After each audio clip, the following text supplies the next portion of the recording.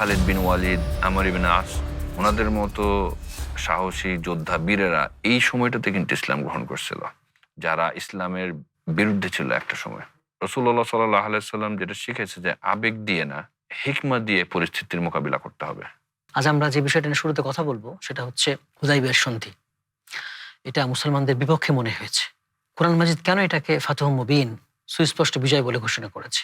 কেন এটা? হুদাইবিয়ার সন্ধি আসলে ইসলামের ইতিহাসে একটা বড়সড় টার্নিং পয়েন্ট। বাহ্যিক দৃষ্টিতে দেখলে এটাকে খুবই মুসলমানদের জন্য অপমানজনক মনে হয়। জি। মুসলিমরা সেই বছর উমরা করতে পারবে না।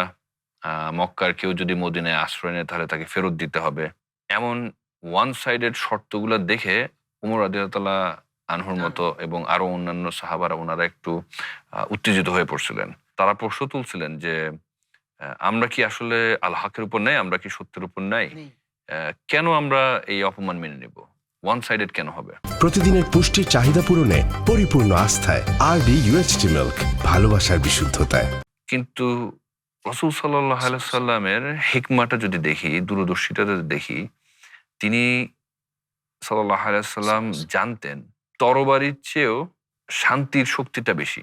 আমরা যদি দেখি যে তিনি আবেগের বশবর্তী না হয়ে তিনি একটা লং টার্ম একটা প্ল্যান সাজালেন। এই চুক্তিটার মাধ্যমে আমরা কি পাইছি দেখেন যে এই চুক্তির কারণে ১০ বছরে কোনো যুদ্ধ হবে না। যুদ্ধ নিষিদ্ধ ঘোষণা করা হয়েছে। এই যুদ্ধ বন্ধের কারণের এফেক্টটা হচ্ছে আমরা শান্তির সময়ে মুসলমানরা অবাধে দিন প্রচার করতে পারছে। ইসলাম প্রচার। এবং এই কাজটা করার কারণে রেজাল্টটা কি আসলো? আ হুদাইবিয়ার আগের ১৮ বছরে ইসলাম যতটুক প্রচার প্রসার লাভ করছিল এবং যতগুলো মানুষ ইসলাম গ্রহণ করছিল, হুদাইবিয়ার চুক্তির পরবর্তী ২ বছরে তার চেয়ে বেশি মানুষ ইসলাম গ্রহণ করছে। জি, জি।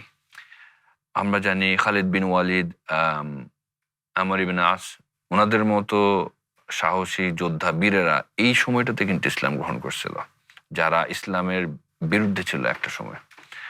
এই কারণে আসলে এই এই এই প্রজ্ঞা, এই দূরদর্শিতা, এই হিকমার কারণে কোরআনে আল্লাহ সুবহানাহু ওয়া তাআলা এটাকে একটা সুস্পষ্ট বিজয় বলছে, সুস্পষ্ট ফাতহ মুবিন বলছেন। বলছে। জি, এখান থেকে আমরা কি শিখি? জি। আমরা আসলে এখান থেকে দেখতে পারি যে কৌশলগত ধৈর্য, স্ট্র্যাটেজিক আ পেশেন্সটা, তাৎক্ষণিক প্রতিক্রিয়াটা সবসময় ভালো না। ভালো না। তাৎক্ষণিক প্রতিক্রিয়া দেখানো সাহসিকতাও না। আরডি নিয়ে এলো আসল ফ্রুট পাল্প দিয়ে তৈরি আরডি ফ্রুট ড্রিঙ্কস, লিচু আর অরেঞ্জের দুটি অসাধারণ ফ্লেভার। লং টার্ম গোল চিন্তা করে আমরা যদি একটু পিছিয়ে আসি, এখন ১ পা পিছালে পরে আমি ১০ পা সামনে যেতে পারবো। সেই রকম হিকমার সাথে লং টার্ম প্ল্যান নিয়ে আমি যেটা বলি রাসূল সাল্লাল্লাহু আলাইহি ওয়াসাল্লামের নিখুঁত পরিকল্পনা, ওইভাবে যদি আমরা আগাতে পারি, আ তাহলে আমরা আসলে দাওয়াটাকে অন্য একটা পর্যায়ে নিয়ে যেতে পারবো। হুদাইবিয়াতে যা হয়েছিল ২ বছরে যতটুক প্রচার প্রসার লাভ করছিল, আমাদের হাতেও এখনো সেই সুযোগটা আছে। আমরা ওইটা থেকে শিক্ষা নিতে পারি যে আমরা লং টার্ম প্ল্যান করে আ এভাবে আগাবো।